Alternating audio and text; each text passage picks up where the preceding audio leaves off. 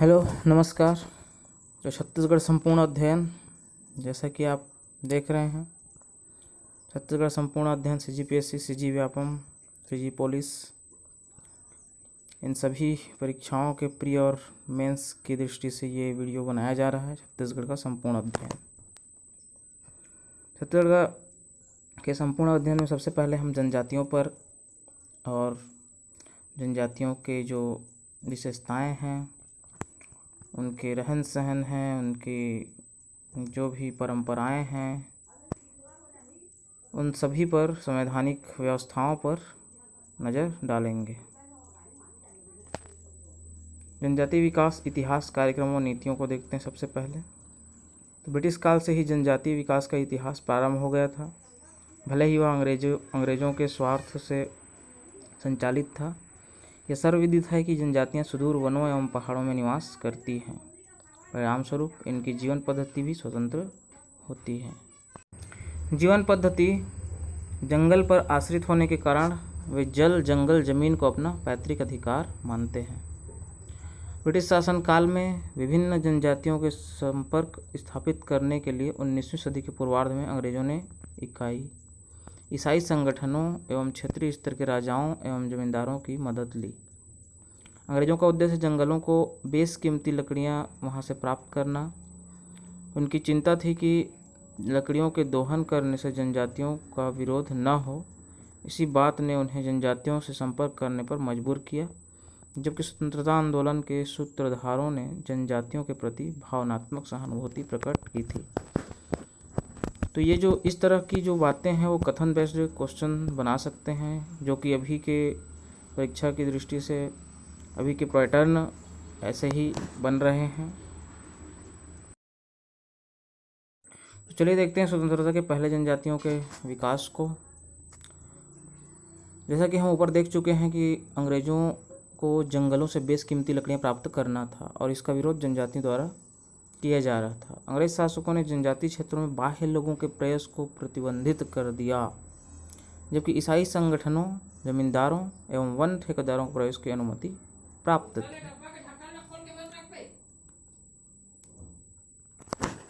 तो इस तरह से हम देख सकते हैं कि किनको प्रवेश की अनुमति थी। इस तरह का कथन बनाया जा सकता है। अभी का जो पैटर्न है पूरा कथन बेस्ड क्वेश्चंस का पैटर्न चल रहा है, तो इसी तरह से तैयारी करना है। कथन बेस्ड हमको नोट्स बना लेना है और कम से कम एक जो टॉपिक है उससे संबंधित 5-6 इन्फॉर्मेशन हमको इकट्ठा रखना है। तो स्वतंत्रता के पूर्व जनजातियों के विकास से संबंधित कम से कम 2-3 टॉपिक यानी कि जो कथन है वो हमको यह ध्यान में रखना है। जैसे कि अंग्रेज शासकों ने जनजातीय क्षेत्रों में बाह्य लोगों के प्रवेश को प्रतिबंधित कर दिया, ये एक कथन हो सकता है। ईसाई संगठनों, जमींदारों को प्रवेश की अनुमति दी गई, एक कथन हो सकता है। और यहीं पर एक और कथन बन सकता है, वन ठेकेदारों को प्रवेश की अनुमति प्राप्त थी कि नहीं थी। तो इस तरह से हमको समझते हुए चलना है। भारत में विदेशी ताकतों ने भारत के खिलाफ स्वतंत्रता के आसपास उत्तर पूर्वी जनजातियों को भड़काने का प्रयास किया। परिणामस्वरूप अलगाव की नीति ने जनजातियों को राष्ट्र की मुख्यधारा से दूर कर दिया। इसके बावजूद यह सत्य है कि मिशनरियों ने जनजातियों के विकास के लिए कुछ अच्छे कार्य भी किए, जिनमें प्रमुख कार्य स्वास्थ्य और शिक्षा के क्षेत्र में किए गए हैं। अब देखते हैं हम स्वतंत्र भारत में जनजातियों का विकास। स्वतंत्र भारत में जनजातियों के विकास से संबंधित कथन दिए हुए हैं। इस तरह का क्वेश्चन पूछा जा सकता है। आप कथन बनाने की कोशिश कीजिए। बस्तर के जिला मुख्यालय जगदलपुर में सन 1955 में अखिल भारतीय जनजाति सम्मेलन हुआ कि नहीं हुआ, इस तरह का कथन पूछा जा सकता है। तो ये हुआ है, 1955 में हुआ है। कब हुआ है, मुख्यालय कहाँ था, जिला मुख्यालय जगदलपुर, जिसमें भारत के तत्कालीन प्रधानमंत्री जवाहरलाल नेहरू ने अपने उद्बोधन में जनजातियों के विकास के लिए 5 मूल सिद्धांतों का प्रतिपादन किया। मुख्य प्रधानमंत्री के बारे में पूछा जा सकता है, ये मूल सिद्धांतों के बारे में पूछा जा सकता है। इसे पंचशील का सिद्धांत कहा जाता है। ये कुछ परीक्षाओं में इस तरह का क्वेश्चन पूछा जा चुका है। पंचशील सिद्धांत को पूरा याद रखना है, 5 सिद्धांतों को। तो ये क्या सिद्धांत हैं, आइए समझते हैं, देखते हैं। तो पहला जो सिद्धांत है तो पहला जो सिद्धांत है, लोगों को अपनी तरक्की अपनी मनपसंद राह पर अपनी जीनियस के मुताबिक करनी चाहिए। यानी कि अपनी जो स्थिति है, परिस्थिति है, अपनी जो समझ है, उसके हिसाब से अपनी तरक्की अपनी मनपसंद राह पर करनी चाहिए। और हमें भरसक किसी भी चीज़ को उन पर लादने से परहेज करना चाहिए। यह पहला सिद्धांत, पेंसिल सिद्धांत का। दूसरा है, ज़मीन और जंगलों पर जनजातियों के सनातनी हक का आदर होना चाहिए। जैसा कि अभी वन अधिकार पत्र बांटे गए हैं, अव्वल भी है हमारा छत्तीसगढ़ वन अधिकार पत्र वितरण करने में, गाँवों में ही नहीं शहरों में भी। तो अगला सिद्धांत देखते हैं, विकास और प्रशासन को प्रशिक्षित करना चाहिए। चौथा है, इस इलाके की तरक्की की बहुत सारी स्कीमों और अति प्रशासन से बचना चाहिए। और पांचवा सिद्धांत है, आखिरी नतीजे पर जोर देते वक्त हमें आंकड़ों और लागत की रकमों की जगह आदमी के चरित्र के विकास का लेखा जोखा लेना चाहिए। पंचशील सिद्धांत को समझने के बाद हम आगे चलते हैं संवैधानिक प्रावधान पर। जनजातियों से संबंधित संवैधानिक प्रावधान क्या क्या है। संवैधानिक उपाय, अनुसूचित जनजातियों को समाज की मुख्य धारा में लाने हेतु भारतीय संविधान में संरक्षण, संवर्धन और विकास हेतु कुछ विशेष प्रावधान एवं उपाय किए गए हैं, जिनका विवरण आगे दिया गया है। तो शैक्षिक उपाय क्या है, याद रखना है, एक एक अनुच्छेद याद रखना है। संविधान में जनजातियों को क्या क्या सुविधाएं, क्या क्या उनके लिए प्रावधान किया गया है, उनको याद रखना है। तो शिक्षा के क्षेत्र में अनुच्छेद 15(4) क्या कहता है। अनुच्छेद 15(4) संविधान का अनुच्छेद 15(4) ध्यान रखना, ये मूल अधिकार है। अनुच्छेद 15, अनुसूचित जातियों की शैक्षिक उन्नति के लिए विशेष उपाय किए गए हैं। इन उपायों के अंतर्गत शैक्षिक संस्थानों में सीटों के आरक्षण एवं छात्रवृत्तियों के लिए प्रावधान किए गए हैं। अनुच्छेद 15(4) की बात हो रही है। आगे देखते हैं नौकरियों के संदर्भ में क्या उपाय किए गए हैं जनजातियों के लिए। अनुच्छेद 16(4). अनुच्छेद 15(4) क्या है, शैक्षिक उपाय है। अनुच्छेद 16(4) क्या है, नौकरियों के संदर्भ में उपाय। तो क्या है, ऐसे पिछड़े वर्गों के व्यक्तियों को नौकरियों में आरक्षण की सुविधा मुहैया कराता है जिनका प्रतिनिधित्व सेवाओं में पर्याप्त नहीं है। तो जो लोग सेवाओं में नहीं हैं, जिनका सही अनुपात में प्रतिनिधित्व नहीं है, उन लोगों के, उन पिछड़े वर्गों के लिए, पिछड़े वर्ग का मतलब ये ओबीसी की बात नहीं हो रही है यहाँ पर, एससी एसटी ओबीसी जो भी है, जो भी पिछड़े हुए हैं, सेवाओं में जिनका प्रतिनिधित्व नहीं है, पर्याप्त नहीं है, उनके लिए प्रावधान करता है अनुच्छेद 16(4). संविधान में प्रयुक्त पिछड़े वर्ग का अभिप्राय अत्यंत व्यापक है, इसमें अनुसूचित जातियाँ, जनजातियाँ शामिल हैं। आगे चलकर 50वें संविधान संशोधन अधिनियम 2001 द्वारा संशोधित किया गया है। संशोधन 17 जून 1995 से प्रभावी समझा गया है। तो ये एक एक बातें याद रखनी है, कथन बेस्ड क्वेश्चन बनाए जा सकते हैं यहाँ से। आगे है अनुच्छेद 355, ये भी नौकरियों के संदर्भ में है। तो सरकारी सेवाओं और पदों पर नियुक्तियाँ करते समय प्रशासनिक प्रभावकारिता से संगति बनाए रखते हुए अनुसूचित जनजाति के उम्मीदवारों के दावों पर उनका ध्यान रखा जाएगा, दावों का ध्यान रखा जाएगा, किंतु प्रशासन की कार्यकुशलता को संपोषित करते हुए सामंजस्य बैठाना चाहिए। तो 355 किससे संबंधित है, अनुच्छेद 355 बार 355 बोल रहा हूँ, या 335 है, अनुच्छेद 335 सरकारी सेवाओं और पदों पर नियुक्तियां करते समय प्रशासनिक प्रभावकारिता से संगति बनाए रखते हुए अनुसूचित जनजाति के उम्मीदवारों के दावों का ध्यान रखा जाएगा, किंतु प्रशासन की कार्यकुशलता को संपोषित करते हुए सामंजस्य बैठाना चाहिए। समझ में आ रहा है ये चीज़ें। नौकरियों के संदर्भ में ये दोनों अनुच्छेद है, ध्यान रखना है दोनों अनुच्छेदों को, और ख़ास करके जो अनुच्छेद 15(4) है और 16(4) है, उसको लाइन टू लाइन याद रखना है। चलिए आगे चलते हैं। तीसरा है सामाजिक उपाय। जनजातियों के लिए क्या सामाजिक उपाय हैं, कौन से, यानी कि संविधान में कौन से प्रावधान किए गए हैं सामाजिक उपाय से संबंधित। तो अनुच्छेद 23 और अनुच्छेद 24 है। अनुच्छेद 23 क्या कहता है, जनजातियों से दुर्व्यवहार, बेगार, बंधक मजदूरी का निषेध करता है। अनुच्छेद 23 क्या करता है, जनजातियों से दुर्व्यवहार, बेगार, बंधक मजदूरी का निषेध करता है। अनुच्छेद 24 क्या कहता है, जनजातियों के बलात् श्रम का निषेध करता है। बलात् श्रम मतलब जबरदस्ती उनसे श्रम करवाना। तो आगे है धार्मिक उपाय। अनुच्छेद 29, अनुसूचित जनजातियों को अपनी भाषा, बोली एवं संस्कृति में सुरक्षित रखने का अधिकार है। जनजातियों को या जनजातीय क्षेत्रों के लिए इसीलिए विशेष प्रावधान किया जाता है। जनजातीय जो राज्य हैं या ज़िले हैं, उनको भी अनुसूचित क्षेत्र घोषित करके उनके लिए विशेष उपाय किए जाते हैं इसी अनुच्छेद के तहत।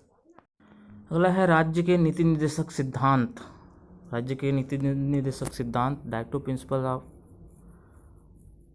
State policy. तो इसमें क्या प्रावधान है जनजातियों से संबंधित देखते हैं। भारतीय संविधान में राज्य के नीति निर्देशक सिद्धांतों के अंतर्गत अनुच्छेद 46 ध्यान रखना है। इसमें विकासात्मक और नियामक दोनों ही पहलुओं को व्यापक रूप में शामिल किया गया है। क्या कहा गया है इसमें? राज्य समाज के कमजोर वर्गों और विशेषकर अनुसूचित जातियों एवं अनुसूचित जनजातियों के शैक्षिक एवं आर्थिक हितों पर विशेष ध्यान देगा और सामाजिक अन्याय तथा हर प्रकार के शोषण से उसकी रक्षा करेगा। ये प्रावधान है अनुच्छेद 46 में। अनुच्छेद 46 मोस्ट इम्पॉर्टेंट हो जाता है इस तरह से, है ना। आगे चलते हैं, राजनीतिक उपाय क्या किया गया है जनजातियों से संबंधित देखते हैं। तो इसमें अनुच्छेद 330 है, अनुच्छेद 332 है, अनुच्छेद 334। इसमें लोकसभा, राज्यसभा, विधानसभाओं में अनुसूचित जनजातियों के उम्मीदवारों को विशेष प्रतिनिधित्व देने की व्यवस्था की गई है। शुरू में यह 10 वर्ष की अवधि के लिए थी और हर 10 वर्ष के बाद इसको बार बार बढ़ाया जा रहा है। ये क्यों बढ़ाया जा रहा है, क्या है, ये सब आप स्वयं सोच सकते हैं, देख सकते हैं। बहुत सारे न्यूज दिए जाते हैं इससे संबंधित। आगे बढ़ते हैं हम। अनुच्छेद 164A में क्या है? छत्तीसगढ़, मध्य प्रदेश, ओडिशा में अनुसूचित क्षेत्रों के राज्यों में एक जनजाति मंत्री के प्रावधान का उल्लेख करता है 164A। अनुच्छेद 244 अनुसूचित क्षेत्रों और जनजाति क्षेत्रों में प्रशासन से संबंधित है। अनुच्छेद 275 जनजाति क्षेत्रों के लिए विशेष अनुदान की व्यवस्था करता है। और अनुच्छेद 30 लोकसभा तथा अनुच्छेद 332 विधानसभा में जनजातियों के आरक्षण का प्रावधान करता है, यानी कि सांसद और विधायक का। इस तरह से हमें ये भी पता होना चाहिए कि लोकसभा में कितनी सीटें आरक्षित हैं और हमारे राज्य की विधानसभा में कितनी सीटें आरक्षित है, ये ज़रूर आप देख लीजिएगा। वैसे हम आगे इसकी चर्चा जरूर करेंगे विस्तार से, तो देखते रहिए।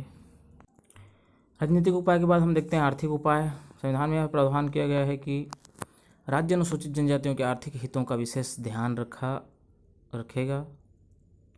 राज्य जो है अनुसूचित जनजातियों के आर्थिक हितों का विशेष ध्यान रखेगा और उन्हें सामाजिक अन्याय एवं हर प्रकार के शोषण से संरक्षण प्रदान करेगा। आगे अन्य उपाय अनुच्छेद 338 का। अनुच्छेद 342 में क्या है? अनुच्छेद 338 का क्या कहता है? 89वें संविधान संशोधन के तहत राष्ट्रीय अनुसूचित जनजाति आयोग के गठन का प्रावधान करता है 338 का। और 342 के तहत संघ व राज्य द्वारा अनुसूचित जनजातियों के संबंध में राष्ट्रपति का अधिकार है। 342 के तहत ही राष्ट्रपति जो है वे अनुसूचित जनजाति को अनुसूचित जनजाति घोषित करते हैं। अनुसूचित जनजाति क्षेत्रों को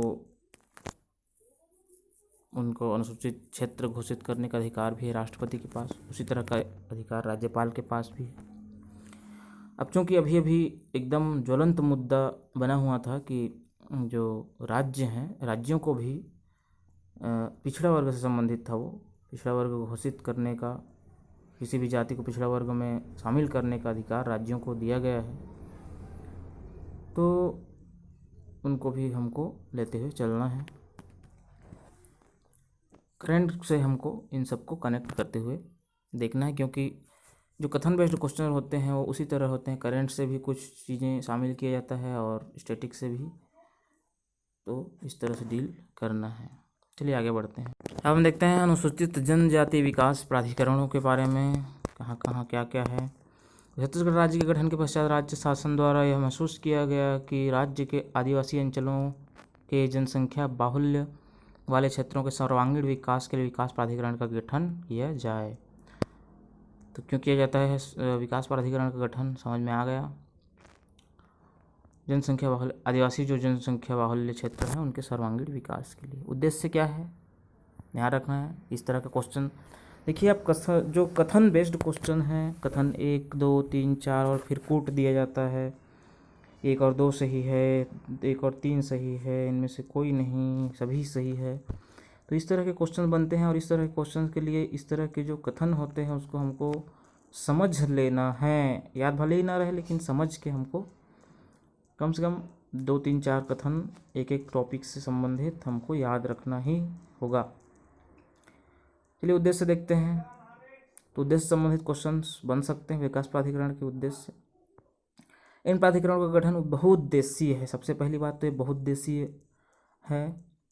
इसके अंतर्गत प्राधिकरण क्षेत्र में निवासरत जनजाति समुदाय के विकास हेतु अल्पकालिक और दीर्घकालिक योजनाओं के निर्माण एवं क्रियान्वयन की समीक्षा तथा अनुश्रवण की जाती है। क्षेत्र में निवासरत जनजाति समुदायों के आर्थिक विकास, संस्कृति के संरक्षण, क्षेत्रीय विकास कार्यक्रम तथा अंचल के विकास हेतु प्रशासनिक व्यवस्था में सुधार लाने हेतु कार्यवाही सुनिश्चित की जाती है। अब देखते हैं बस्तर यानी दक्षिण क्षेत्र आदिवासी विकास प्राधिकरण, इसका गठन कब किया गया? मई 2004 में किया गया। विस्तार कहाँ कहाँ है इसका? प्रारंभ में बस्तर एवं दक्षिण क्षेत्र के आदिवासी विकास प्राधिकरणों के अंतर्गत जिला कांकेर, बस्तर एवं दंतेवाड़ा को सम्मिलित किया गया था। बाद में इसका क्षेत्र विस्तार कर धमतरी जिले की नगरी सिहावा, दुर्ग जिले का डौंडी लोहारा, राजनांदगांव जिले का राजनांदगांव एकीकृत आदिवासी विकास परियोजना क्षेत्र और विकास प्राधिकरण क्षेत्र के अंतर्गत सम्मिलित किया गया। साथ ही साथ राजनांदगांव जिले का नचनिया एवं जिला कवर्धा का माड़ा क्षेत्र को भी प्राधिकरण क्षेत्र के अंतर्गत सम्मिलित किया गया। तो कौन कौन से क्षेत्र हैं हमको मालूम होना चाहिए बस्तर दक्षिण क्षेत्र के आदिवासी विकास प्राधिकरण में। बस्तर विकास प्राधिकरण के बाद सरगुजा यानी उत्तर क्षेत्र आदिवासी विकास प्राधिकरण को देखते हैं। मई 2004 में इसका गठन हुआ है। दोनों का ही गठन मई 2004 में हुआ है। इसका विस्तार कहाँ कहाँ है देखिए। सबसे प्रारंभ में तो जसपुर, सरगुजा और कोरिया जिला सम्मिलित था। इसके बाद इसका विस्तार करते हुए कोरबा, पूर्ण राजस्व जिला कोरबा को, रायगढ़ जिले के धर्मजयगढ़ परियोजना एवं बिलासपुर जिले के गौरेला परियोजना क्षेत्र को सरगुजा एवं उत्तर क्षेत्र आदिवासी विकास अंतर्गत सम्मिलित किया गया है।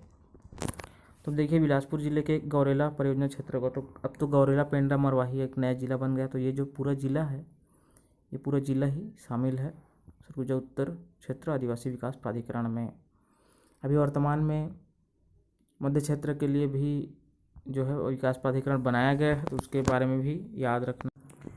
मध्य क्षेत्र आदिवासी विकास प्राधिकरण के अंतर्गत संपूर्ण जो राजस्व जिला है कोरबा, उसको शामिल किया गया है, जो कि उत्तर क्षेत्र में शामिल था।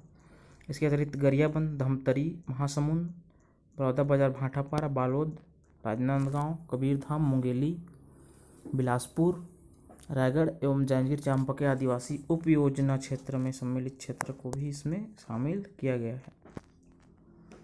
2019 में इसका गठन किया गया है।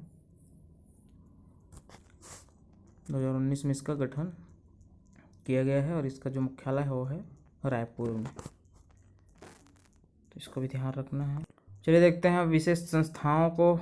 विशेष रूप से कमजोर जनजातियों के विकास हेतु अनुसूचित जनजाति प्रशासन या प्राधिकरण या जनजाति विकास अभिकरणों प्रकोष्ठों का गठन किया गया है।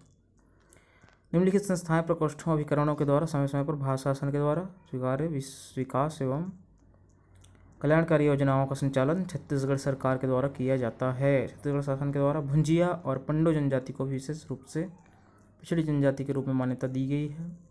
ये विकास हेतु इनके लिए भी अभिकरणों का गठन किया गया है। सभी संस्थाएं अपने क्षेत्र विशेष में उद्देश्य की प्राप्ति हेतु निर्धारित कर्तव्यों का अच्छी तरह से निर्वहन कर रहे हैं। तो 2 प्राधिकरण हमने देख लिया। तीसरा प्राधिकरण भी देख लिया हमने, रायपुर उसका मुख्यालय है। अब केंद्रीय अभिकरण 6 केंद्रीय अभिकरण, इसको हम देखते हैं। 6 केंद्रीय अभिकरण मोस्ट इम्पोर्टेंट, इनका नाम, स्थापना और मुख्यालय। विशेष पिछड़ी जनजाति बैगा विकास अभिकरण 2 सितंबर 2009, कबीरधाम इसका मुख्यालय है। भुजमाड़िया विकास अभिकरण सभी 2009 में स्थापित हैं। नारायणपुर है अभी भुजमाड़िया का। कमार विकास अभिकरण गरियाबंद मुख्यालय। पहाड़ी कोरवा अंबिकापुर, पहाड़ी कोरवा एवं बिरहोर विकास अभिकरण जसपुर मुख्यालय। बैगा एवं बिरहोर विकास अभिकरण बिलासपुर है मुख्यालय। ये 6 जो है केंद्रीय अभिकरण है और 2 अभिकरण है राजकीय। तो ये है पंडोप विकास अभिकरण 2002-03 में इनकी स्थापना हुई है, अंबिकापुर है मुख्यालय। भुंजिया विकास अभिकरण 2002-03 में इसका स्थापना और रायपुर इसका मुख्यालय है। ये सभी चीज़ें याद रखनी है। तो जो विशेष पिछड़ी जनजाति है केंद्र के में और राज्य में, तो राज्य सरकार द्वारा घोषित जनजातियां हैं पंडो और भुंजिया, और केंद्र द्वारा यानी राष्ट्रपति द्वारा जो घोषित जनजातियां विशेष पिछड़ी जनजातियां हैं बैगा, भुजमाड़िया, कमार, पहाड़ी कोरवा, बिरहोर और ये सब हैं। ठीक है, चलिए आगे बढ़ते हैं। अनुसूचित क्षेत्र क्या होते हैं? अनुसूचित क्षेत्र भारतीय संविधान के 5वीं और 6वीं अनुसूची में उल्लेखित क्षेत्रों को अनुसूचित क्षेत्र कहते हैं। भारतीय संविधान में 5वीं और 6वीं अनुसूची में उल्लेखित क्षेत्रों को अनुसूचित क्षेत्र कहते हैं। 5वीं अनुसूची में कुल 10 राज्य, कौन कौन से 10 राज्य हैं? छत्तीसगढ़, आंध्र प्रदेश, गुजरात, हिमाचल प्रदेश, झारखंड, मध्य प्रदेश, महाराष्ट्र, उड़ीसा, राजस्थान और तेलंगाना को शामिल किया गया है। वहीं 6वीं अनुसूची में 4 पूर्वोत्तर राज्यों असम, मेघालय, त्रिपुरा और मिजोरम, जबकि छत्तीसगढ़ राज्य के 14 जिले और 85 आदिवासी विकासखंड 5वीं अनुसूची के अंतर्गत अनुसूचित क्षेत्र के रूप में घोषित हैं। तो 14 जिले और 85 आदिवासी, 14 के अलावा अब ये 14 हो गए हैं, पहले 13 थे। तो गौरेला पेंड्रा मरवाही जिला बनने के बाद उस जिले को भी अनुसूचित क्षेत्र के रूप में शामिल किया गया है। तो कौन कौन से जिले हैं पूर्णतः अनुसूचित क्षेत्र में शामिल, देख लेते हैं। कांकेर, कोंडागांव, बस्तर। देखिए इन 14 जिलों में तो जो 5 जिले हैं वो सरगुजा संभाग के हैं, 7 जिले जो हैं बस्तर संभाग के हैं। तो 7 5 12 तो ऐसे हो गए। और जो 3 जिले हैं उनमें से हैं आपका कोरबा, गौरेला पेंड्रा मरवाही, ये बिलासपुर से हैं। तो इस तरह से 14 हो जाते हैं, कोरबा और गौरेला पेंड्रा मरवाही बिलासपुर संभाग से। तो ऐसे ही याद रखना है तो याद रहेगा। सरगुजा संभाग के 5 जिले यानी कि कोरिया, सूरजपुर, सरगुजा, बलरामपुर और जसपुर। बस्तर संभाग के 7 जिले कांकेर, कोंडागांव, बस्तर, सुकमा, दंतेवाड़ा, बीजापुर, नारायणपुर। और 2 जिले हैं बिलासपुर संभाग के कोरबा और गौरेला पेंड्रा मरवाही। आंशिक रूप से आदिवासी उपयोजना अनुसूचित क्षेत्र में शामिल शेष 10 जिले हैं, आंशिक रूप से शामिल हैं ये। रायगढ़, जांजगीर चांपा, बिलासपुर, कबीरधाम, राजनांदगांव, बालोद, महासमुंद, धमतरी, गरियाबंद और बलौदा बाजार। भारत सरकार द्वारा दिनांक 20 फरवरी 2003 को छत्तीसगढ़ राज्य के कुछ विशेष क्षेत्रों को संविधान की 5वीं अनुसूची के अंतर्गत अनुसूचित क्षेत्र में शामिल किया गया, जो निम्नलिखित है। कांकेर जिला, बस्तर, दंतेवाड़ा, बीजापुर, नारायणपुर, कोरिया, सरगुजा, जसपुर और कोरबा। याद रखना है इनको। भारत सरकार द्वारा दिनांक 20 फरवरी 2003 को छत्तीसगढ़ राज्य के कुछ विशेष क्षेत्रों को संविधान के अनुसूची में उसमें अनुसूचित क्षेत्र के रूप में शामिल किया गया है, जो ये सब हैं। याद रखना, बिलासपुर जिले के कोटा राजस्व निरीक्षक खंड, राजनांदगांव जिले में चौकी, मानपुर, मोहला आदिवासी विकास खंड। देखिए जो 4 नए जिले बने हैं उनके बारे में अभी ज़्यादा विस्तृत रूप से पूछा नहीं जाएगा, तो हड़बड़ाने की ज़रूरत नहीं है। बस ऊपरी तौर पर उनसे संबंधित जो मुख्य चीज़ें हैं उनको बस याद रख लेना है, क्योंकि अभी जिला बने नहीं हैं पूरी तरह से, अभी टाइम लगेगा उसके लिए। जैसे कि कौन से जिलों से अलग होकर यानी कि मातृत्व जिलों के नाम उनका याद रखना है, उनसे संबंधित अगर कोई ऐतिहासिक पहलू है तो उसको भी ध्यान रख लेना है। जैसे शक्ति के बारे में है, शक्ति जो है सबसे छोटी रियासत थी, और बाकी इन सब में उनको शामिल नहीं करना है, बल्कि गौरेला पेंड्रा मरवाही को जरूर शामिल करना है, क्योंकि वो पूर्णतः जिला बन चुका है। तो इनके अस्तित्व के आने के बाद, इस जिले के अस्तित्व के आने के पश्चात इसके तीनों विकासखंड अनुसूचित क्षेत्र में शामिल हैं। मरवाही, गौरेला 1, गौरेला 2 आदिवासी विकासखंड, सामुदायिक विकास। 85 विकासखंड शामिल हैं, कुल मिलाकर 85 विकासखंड आदिवासी क्षेत्र में शामिल हैं, याद रखना है। जनजातीय समस्याएं, पृथक्करण, प्रवासन और प्रसंस्कृतिकरण ग्रहण, तो इनको आप पढ़ लीजिएगा ध्यान से, प्री की दृष्टि से तो इम्पोर्टेंट नहीं है। प्रवासन में क्या क्या समस्याएं आती है आदिवासियों को, उनको देखना है। इसके अलावा विस्थापन और पर संस्कृति ग्रहण भी एक समस्या के तौर पर देखा जाता है। तो इनको आप लोग पॉज करके पढ़ लीजिएगा। धन्यवाद, बहुत बहुत धन्यवाद।